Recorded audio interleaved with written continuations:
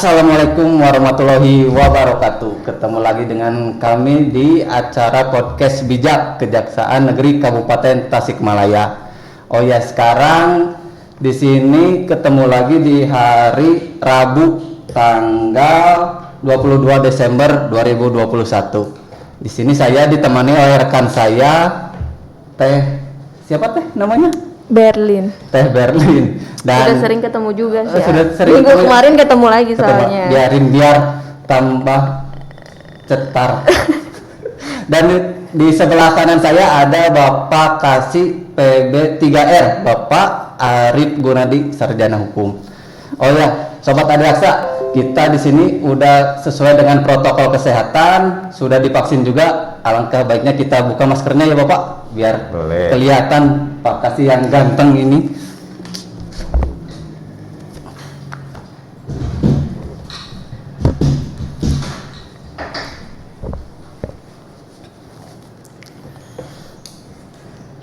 Oke. Nah kan Sobat Adiaksa udah dilihat. Nah di sebelah kanan saya ada Pak Arif, bisa terlihat kegantengannya, ketampanannya, menghipnotis kaum hawa, bukan begitu Pak Arif?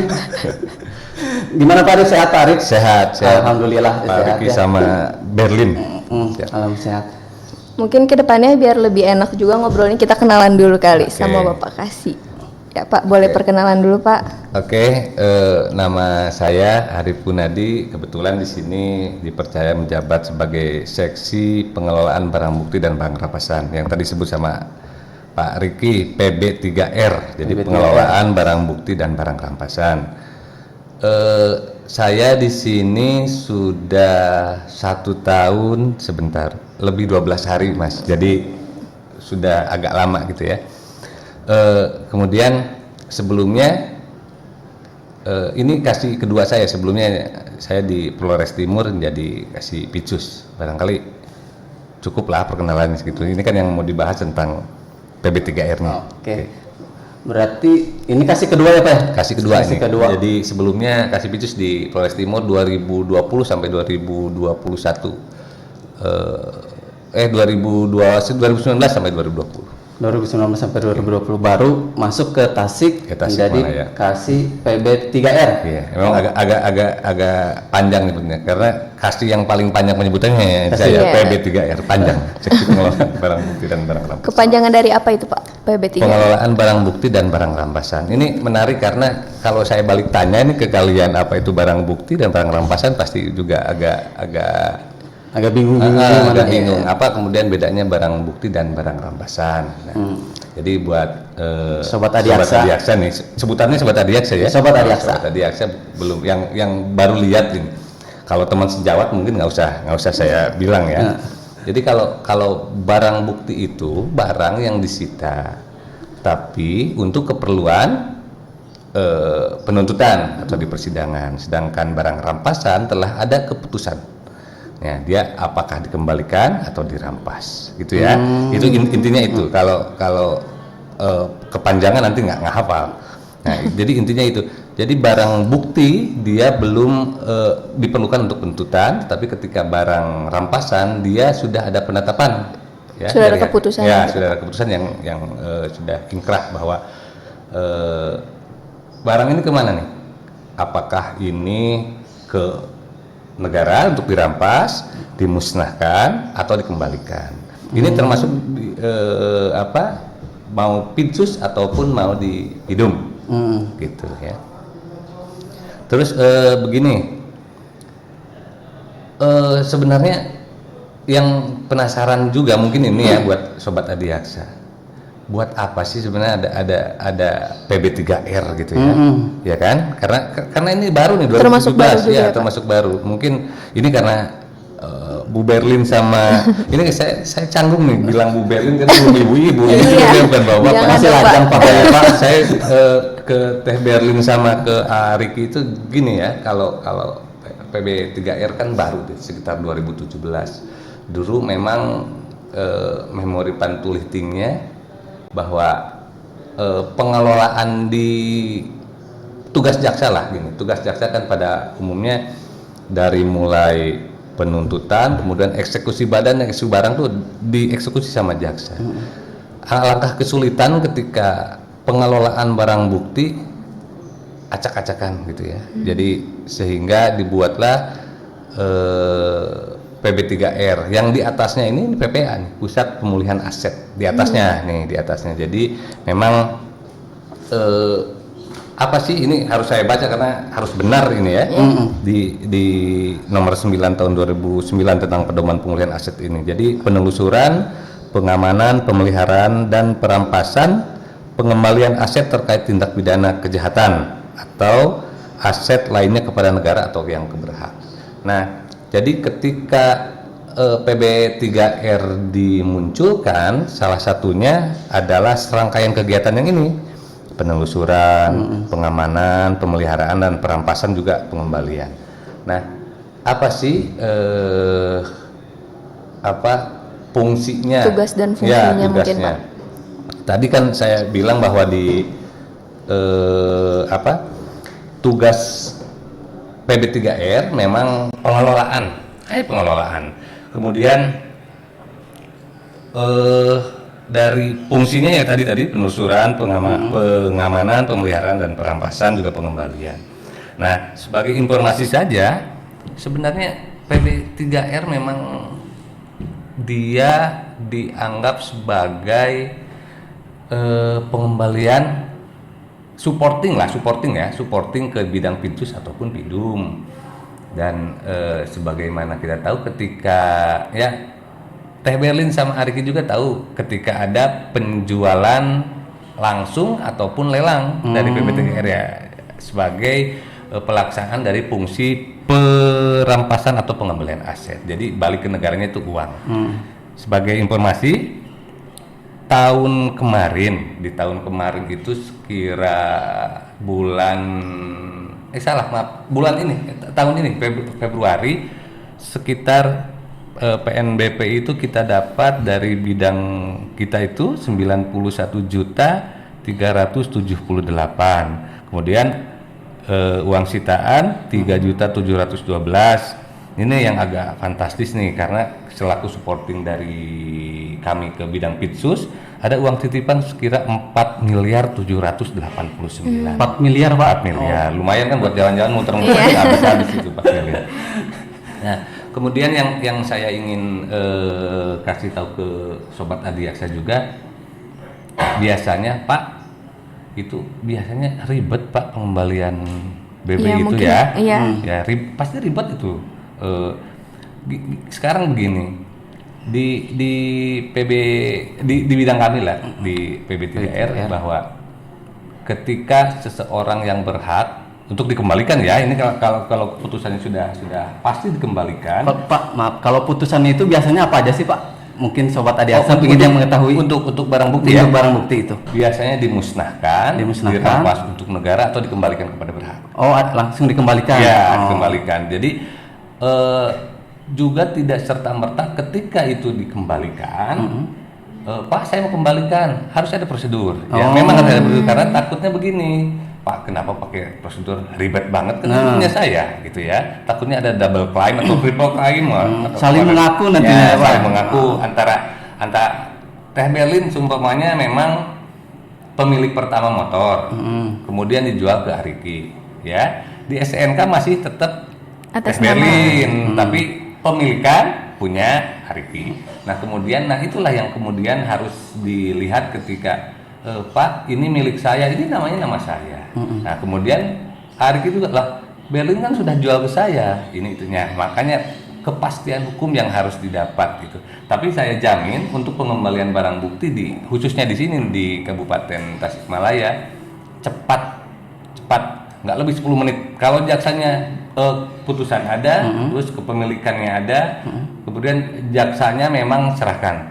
Karena bisa juga dibilang kalau saya itu guardian of warehouse lah, tukang jaga gudang.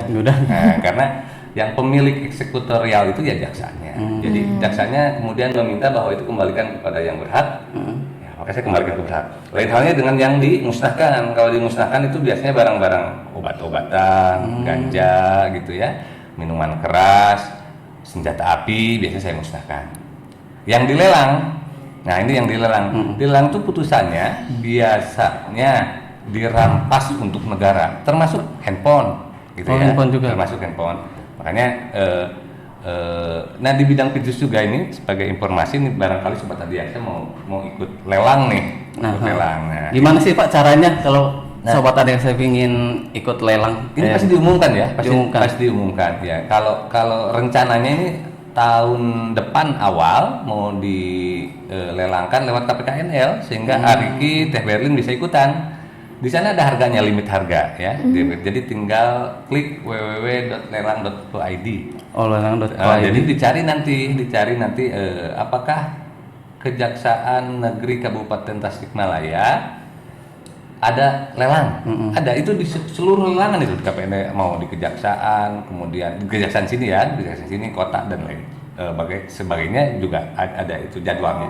Nah, tata caranya juga ada disebutin di situ, apa yang mesti dilengkapi, kemudian bagaimana cara bid. Terus ada juga sebagai informasi, ada juga lelang tertutup, lelang terbuka. Jadi kalau lelang terbuka, Teh Berlin sama Arik itu bisa lihat. Prosesnya gitu Pak. Enggak gini, cara biddingnya. namanya bid, Ya, bid ya. Kalau kita lelang kan Teh Berlin 20.000, Arik Naik 21.000 naik. Nah, itu ada proses bidding, kecuali lelang tertutup. Lelang tertutup Teh Berlin ajukan, saya mau nawar motor 250.000, Ariki 350.000. Tetapi kemudian dimasukkan ke ada jangka waktu tertentu, kemudian dibuka lah itu.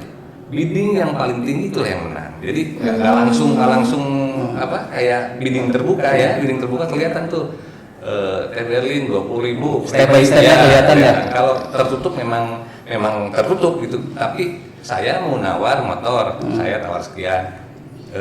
Ariki mau nawar juga motor tawar sekian. Nanti ketika dibuka pada waktunya, yang paling tinggi siapa itu yang pemenang. Jadi sekaligus gitu ya Pak ya? Ya, kalau yang tertutup ya. Tertutup ya. Oke.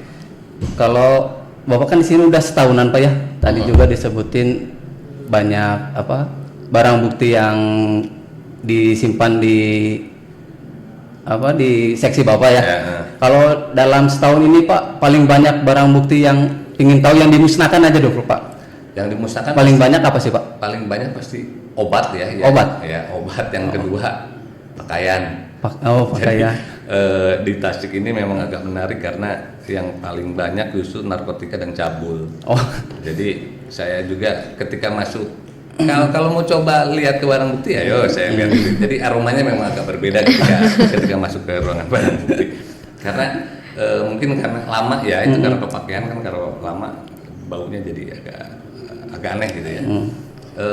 Di bulan Oktober sekitar 280 ribuan lah. Butir 280.000 Pak. butir obat. Jadi memang kenapa sih di Singapura memang obatnya lagi hype kayaknya sekarang tuh lagi Trennya menaik. Lagi viral-viralnya ya Pak. viral. Padahal udah saya musnahkan 280.000. Sekarang saya lihat stok opnam lah ya, kalau bahasa kekinian stok opnamnya sekitar ya ada 4.000 5.000 lagi ya. Padahal bulan Oktober baru 2 bulan udah 2.000-an. Gitu. Kayaknya murah dan mudah didapat kayaknya.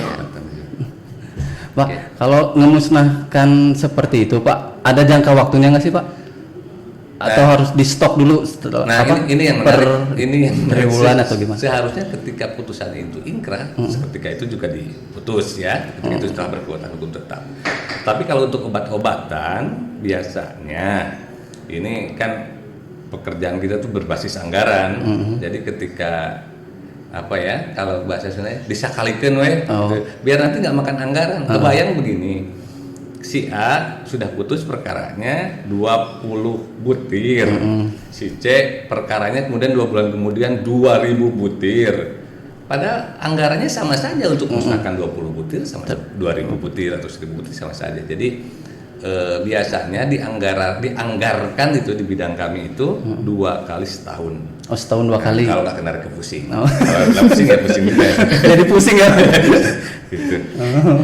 Jadi setahun 2 kali Ya, ya, Pak? itu termasuk mau obat-obatan, mau minuman, mau apa namanya tadi pakaian, yang putusan yang dimusnahkan sudah dimusnahkan 2 kali setahun, dianggarkannya gitu. Biar lebih menghemat juga ya Pak ya. Nah itu karena kinerja kita kan berbasis anggaran gitu tuh. Kan lucu juga kita mengusahakan barang, tetapi anggaran nggak ada. Dan harus diingat ketika pemusnahan barang itu, pemusnahan apalagi yang narkotika kan berbahaya, harus ada dari pihak-pihak lain yang setidaknya menyaksikan, dari ahli, dari tokoh masyarakat, kemudian dari BNN atau dari kepolisian, dari kehakiman juga, dari pengadilan juga harus ada, karena diyakinkan sehingga ditulis berita acara bahwa benar-benar putusan dari tanggal sekian, bulan sekian, tahun sekian sampai ke tahun sekian telah dimusnahkan. Itu adalah fungsinya di situ. Oke. Oh ya, kan ini Pak lagi live streaming ya Pak. Barangkali ada sobat Adiaksa yang ingin bertanya, langsung aja di chat di media sosial kita. Oke. Gitu. Ini sebagai tambahan nih, Ariki sama Teh Berin belum tanya ini. Ini kan ada program bagus nih dari BB ya, dari barang bukti. Ada inovasi gitu. Nah, jadi ketika barang bukti ditetapkan kembali kepada yang berhak ya, kepada yang berhak. Kemudian Pak, gimana sih saya mau ambil barang bukti? Tata caranya mungkin ya Pak. Persyaratannya apa aja sih Pak? Yang tadi sudah sebutkan, memang kelengkapan dokumen juga harus dipersiapkan. Kemudian Pak, saya itu jauh. Saya itu jauh, Pak. Saya itu di Cipatujah gitu. Bisakah barang bukti saya Pak diantar? Atau bisa nggak Pak, ini motor saya itu kan saya tuh ke sini jauh gitu, kemudian bawa motornya susah karena mati lah motornya, kan banyak yang mati. Nah, ada di kami pengantaran BB gratis Tanpa dipungut tanpa biaya ya dipungut Pak. biaya gitu, maksudnya apa namanya, asal dengan syarat ya dokumen lengkap. Dokumen lengkap dan jaksa yang bersangkutan yang selaku eksekutorialnya mengizinkan ya, karena ya saya bilang ke Teh Berlin bahwa ini punya saya, terus klaim lagi punya lagi. Nah, dipastikan dulu siapa yang punya, baru kami antarkan gratis. Oh, kemanapun itu Pak, yang penting wilayah Kabupaten Tasik. Enggak Oh, selalu. nggak selalu. Karena terakhir kemarin saya ke Ciamis. Paling jauh ke Ciamis Pak. Paling jauh ke Bandung sebenarnya, tapi itu dokumen. Kalau dokumen kan nggak begitu nggak begitu berat lah. Ini kalau motor diantar kan jauh lumayan gitu ya. Kalau dokumen kan pakai motor saya diantar bisa, karena ada 2 kendaraan. Jadi BB itu punya 3 kendaraan tuh gayanya itu. Jadi mobil 2, kemudian motor 1. Ya, jadi kalau untuk yang bukti-bukti tilang kan diantar lewat motor aja, kan dokumen gitu ya, sebagai surat kendaraan atau SIM ya kayak gitu. Kalau motor kan udah diangkutnya pakai mobil. Oh gitu. Oh, berarti itu salah satu keunggulan dari seksi PB3R Pak. Itulah yang kami tampilkan di BB supaya memudahkan masyarakat lah. Karena saya juga yakin, karena ada anggapan atau dogma bahwa masuk kejaksaan mau ambil BB aja ribet, terus bayar lagi gitu. Nah, itu saya pastikan di PB3R khususnya di Kabupaten Tasikmalaya gratis. Tapi asal dengan kelengkapan dokumen gitu. Tapi jangan aku gitu. Ini punya saya padahal bukan gitu ya. Berarti persyaratannya harus dilengkapi terlebih dahulu ya Pak ya. Betul. Oke. Pak, terkait barang bukti nih Pak, apakah bisa dipinjam pakai gitu Pak? Bisa, selama ini juga banyak yang dipinjam pakai, seumpamanya mobil, truk, dia sebagai alat untuk mencari nafkah ya. Nah, nafkah, seumpamanya dia mobil itu sebenarnya disewakan sama pemiliknya, kemudian sama si pelaku, terdakwa, tersangka atau terpidana dipakai untuk kejahatan ya, untuk kejahatan. Walaupun dibilang bahwa alat kejahatan dapat dimusnahkan, tetapi kan di sini harus juga dilihat manfaat dan faedahnya. Jadi ketika jaksanya kemudian meminta ke bidang PB3R bahwa ini dipinjam pakai, emang enggak bisa, sangat bisa, karena Karena kalau untuk disimpan di sini lebih banyak mudaratnya daripada maslahatnya ya. Jadi ketika dia memang seumpamanya itu truk buat penghidupan dia, ya nggak apa-apa. Bisa. Tapi dengan syarat-syarat yang memang ditentukan bahwa setiap kali persidangan diperlukan ditampilkan di persidangan untuk pembuktian, dia bersedia. Harus langsung Ya, didatangkan di sana. seumpamanya gini lah. Ini handphone memang untuk dipakai dia jualan, dia umpamanya Untuk bisnisnya dia gitu bisnis ya. dia pakai handphonenya dicuri orang. Nah kemudian karena saya itu butuh handphone itu, kemudian pinjam pakai enggak. Tetapi ketika bersidangan kan jaksanya itu di persidangan bahwa handphone yang mana yang dicuri sama tersangka, otomatis kan harus ditampilkan tuh, dihadirkan barang yang buktinya. ini, barang buktinya yang ini, itu ditanya ke tersangkanya, ke terdakwanya, benarkah itu benar? Bahwa setelah itu kemudian putus ingkrah dan dikembalikan, ya itu mah bukan pinjam pakai, berarti dikembalikan. Langsung dikembalikan buat si saksinya Ya, itu ya. ya, yang buat yang berhak itu. pemiliknya itu ya. Oke. Pak, kalau terkait dengan penyimpanan barang bukti Pak, kalau nggak diambil-ambil gitu Pak oleh si pemiliknya, ada jangka waktunya nggak sih Pak? Ini yang Biasanya. memang agak menarik pertanyaannya, karena begini ya, kalau barang bukti itu pengelolaan ya, karena pengelolaan barang bukti dan barang rampasan. Nah, barang bukti tadi saya jelaskan ya pengertiannya apa, barang rampasan juga apa. Nah, kalau begitu tidak diambil-ambil, dia namanya jadi berubah tuh, jadi barang temuan biasanya. Apalagi ketika orang, contohnya begini, mungkin belum terjadi tapi mungkin terjadi. Orang maling motor, hasil motornya diambil sama dia untuk maling lagi. Oke. Ya, orang maling motor, orang yang maling motor ini diambil motornya, pakai maling lagi, ditembak sama polisi, dia bersama-sama ditembak sama polisi, meninggal kawannya, kabur, ketangkep. Nah itu pemilikan itu siapa yang tahu? Ya, ketika datang ke situ dikembalikan kepada siapa? Oke, atau dia memang saya Argi umpamanya bukan berperkara ya, maksudnya sebagai saksi korban atas kecurian handphone. Tapi Argi itu udah pindah ke luar negeri nih, sudah nggak bisa dihubungi atau tidak ditemukan sama sekali pemilik yang berhaknya. Nah itu juga bisa ditemukan barang temuan, dan biasanya barang temuan bisa dilelang. Oh, dilelang seperti barang rampasan gitu. Betul, dan bisa dikembalikan, uangnya menjadi uang negara. Uang negara. Gitu. Jadi memang menarik ketika banyak tuh barang di barang bukti, kemudian tidak ada yang klaim, kan lama kelamaan juga itu maksudnya jadi beban, karena bisa dipelihara. Kalau mobil ya dibersihkan, kemudian dipanasi, Ada ya, perawatannya. ada perawatannya gitu. Tapi jangka waktunya ada nggak sih Pak? Selama itu jangka waktu, maksudnya suatu barang disebut barang temuan, biasanya setelah kita suratin ya, pertama kan disita dari, ya kan, kalau dari untuk jadi barang bukti itu kan disitanya dari siapa. Nah setelah 3 kali disuratin kemudian tidak ada jawaban, biasanya itu Nggak ada ditetapkan. respon gitu. Nah waktunya itu biasa 1 tahun 2 tahun kan kadang-kadang itu. Oh, nggak tentu juga ya Pak? Nggak Ya? tentu. Nggak tentu juga ya. Karena ketika disuratin sekarang tidak ada alamat, tahunnya ada klaim di tahun berikutnya. Nah ketika sudah 3 kali minimal disuratin, tidak ada jawaban, maka dia dapat dilelang. Dilelang. Oke. Teh Berli, ada yang mau ditanyain lagi Teh? Ada nih, aku penasaran banget dari setelah 1 tahun lebih 12 hari ya Pak. Lebih 12 hari.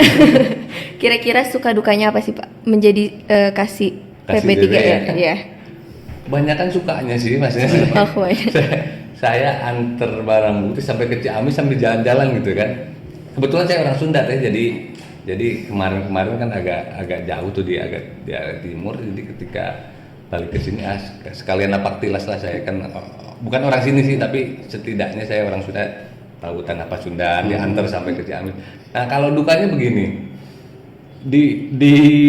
di alamat, biasanya di alamat itu tercantum alamat A ya, alamat A, kemudian ketika mau dianterin, oh sudah pindah Pak. Salah alamat ya Pak. Iya, salah alamat. Kalau Ayu Ting Ting kan salah alamat itu ya. Jadi pas saya datang ke sana, oh salah alamat. Dan kalau itu pun kalau deket, kan ini jauh, pokoknya saya pergi ke Ciamis ke Bandung gitu ya, dianterin. Kebetulan saya ikut, biasanya kan staf pengantaran juga ada. Nah pas ke sana tuh salah alamat, ditelepon nggak diangkat gitu ya. Padahal dia sendiri yang minta bahwa itu dianterin ke alamat tersebut. Gitu. Karena harus tiap idealnya memang tiap ada putusan dan kemudian sudah inkrah, maka harus diantarkan kepada yang berhak atau dimusnahkan atau mau dirampas untuk negara. Gitu. Oh, gitu. Oh ya Pak, tadi kan dijelasin juga buat proses pengembaliannya Pak ya. Kalau misalkan ini si pemiliknya pingin ngambil sendiri ke sini Pak, gimana sih caranya? Atau menemui siapa gitu? Bisa nggak? Atau bisa, gimana? Bisa. Jadi ketika orang tersebut itu kan diantar tadi, Ya, diantar kan? Nah ini kan yang Datang. datang mangga ke PTSP, kemudian disebut keperluannya apa, mau minang barang bukti, jaknya siapa, mangga nggak kurang dari 10 menit, nggak lebih dari 10 menit. Kalau kurang berarti nggak lebih dari 10 menit itu keputusan itu ada, asal tadi dokumennya lengkap dan jaksanya bilang bahwa ini barang-barang ini kalau untuk pengembalian kan barang ini memang punya dia. Kalau untuk peminjam pakai bahwa barang ini mampu atau sanggup dihadirkan di pengadilan untuk kepentingan penuntutan. Yang penting secara gratis ya Pak ya, Gratis. nggak ada pungutan biaya Gratis. sedikit pun. Gratis. Oh iya Pak, kalau misalkan ngisi suatu perkaranya dia banding Pak, terus si barang buktinya gimana sih Pak? Gimana di Bandung? Banding kalau suatu perkara. Oke. Heeh. Gini, Kak Riki, jadi yang saya kembalikan itu segala sesuatu yang mengenai barang bukti tadi yang telah mempunyai kekuatan hukum tetap. Jadi ketika banding ya masih di sini, Masih di sana masih di berarti. sini. Sampai dia mempunyai keputusan yang tetap, kekuatan hukum yang tetap, enggak kami kembalikan ke yang Kembalikan. panjang tuh kalau ngitung begitu, banding, kasasi, misalnya terus bisa lagi PK gitu ya kan, jadi panjang gitu. Dan selama itu berlangsung ya tetap di sini disimpan. Kalau di Kejaksaan Kabupaten Tasikmalaya ini Pak, udah ada tempat tersendiri Pak buat penyimpanan barang buktinya Penyimpanan gitu Pak. ya jelas. Karena begini ya, karena kalau untuk barang-barang yang rawan seperti ganja, obat-obatan gitu ya, pasti saya di bunker tuh. Sama uang, barang di bunker, di berangkas. Di bangkur bawah tanah Pak. Jadi karena begini, kalau ganja kan kalau di ruangan terbuka takutnya dia kalau pohon ya, karena kemarin ada sampai sempat 50 pohon untuk barang bukti dari BNN. Jadi kalau jatuh terus ketiup angin keluar tuh dari BB kan takutnya ada yang ambil itu. Apalagi ya, udah kering kan, bisa dikonsumsi siapa saja yang lewat situ. Kalau untuk kendaraan juga, alhamdulillah tahun ini ada pembangunan gedung baru ya. Jadi cukuplah untuk sekitar 75 motor gitu ya. Bisa masuk lah 75 motor. Dan kalau itu buka atas saya nggak tahu, kalau itu buka atas mungkin banyak gitu motor. Tapi kalau ya. Dan untuk mobil sekira 1, 2, 3, 4, 5 lah, 5 atau 6 mobil. Itu gedung ya, bentuknya gedung, bukan.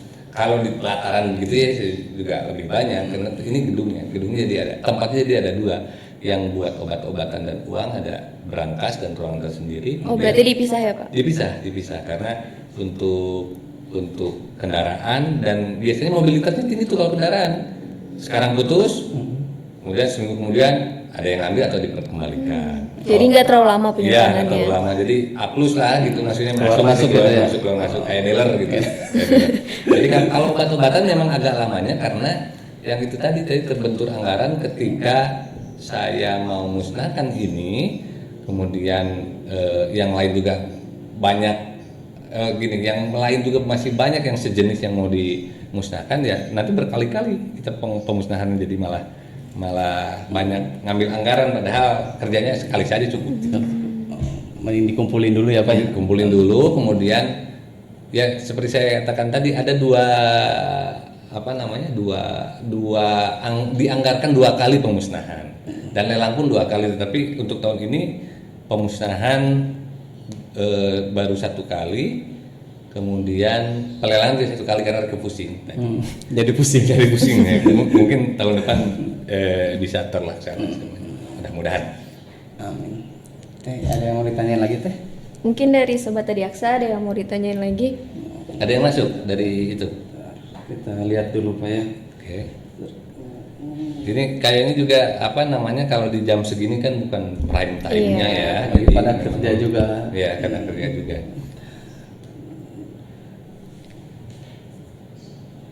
Kalau Pak berarti masuk ke kejaksaan kapan sih Pak Bapak?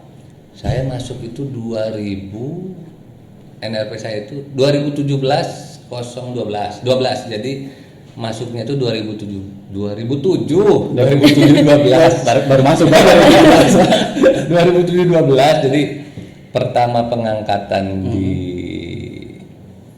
Kalimantan Barat. Kalimantan Barat itu banyak saya di Sanggau, Skadau, Pontianak, Entikong pernah ya, masuk jadi agak-agak di barat. Kemudian pertama jaksanya di Lampung Tengah itu tahun 2012. Dan Lampung Tengah saya ke Subang ke Polres Timur. Nah, ke Polres Timur baru ke sini. Jadi sekitar berapa teh kalau dari 2007 sampai sekarang? Sekian lah gitu. Sekian lah, banyak kan udah lama gitu. Sekian lama akhirnya balik lagi ke sini ya Pak. Iya, balik lagi ke sini. Oh. Oke. Mungkin udah cukup ya Pak ya. Gambaran terkait dengan seksi PB3R buat sobat-sobat Adiaksa. Paling ada yang mau ditambahkan Pak? Terkait layanan mungkin Terkait Pak? layanan. Begini kan, ini ada nomor yang dihubungi ya. Oh iya, buat sobat Adiaksa. Kan ada nomor. Nah, di situ jadi ketika ada yang saya nggak mau tanya sekarang, itu kan ada nomor yang bisa dihubungi, tanya aja di sana untuk ke bidang kami. Jadi nanti dijelaskan di sana bagaimana tata cara secara terperinci. Karena kalau di sini kan saya ngomong cepat, nantinya di sana nggak ketulis. Kalau di sana kan kalau by text kan bisa. Nah, kalau enggak nanti di medsos kita ditulis di Instagram kejaksaan juga bisa ya Pak. Jadi nantinya ketika itu apa sih Pak syaratnya? Saya jawab itu. By text kan enak lihat, jadi satu-satu bisa. Jadi nggak lupa juga ya, kan? Nggak lupa ya. Oke, Teh Berlin, Pak Arif, terima kasih atas kesempatannya. Sama-sama Riki dan Teh Berlin. Semoga sharing ini buat sobat Adiaksa bermanfaat, menambah pengetahuan buat sobat Adiaksa. Oke, Teh Berlin ditutup. Ya, Sobat Adiaksa, sekian dari kita. Jangan lupa saksikan podcast minggu depan. Pastinya bakal ada bintang tamu yang lebih menarik lagi. Oke, jangan lupa di follow sosial media kita juga ya. Iya, ada Twitter, Facebook, dan juga Instagram. Kita live-nya kadang suka ganti-ganti ya, kadang di Instagram, kadang di Facebook. Ya pokoknya tontonin terus aja. Makasih yang udah nonton. Mohon maaf bila ada kesalahan. Wassalamualaikum warahmatullahi wabarakatuh.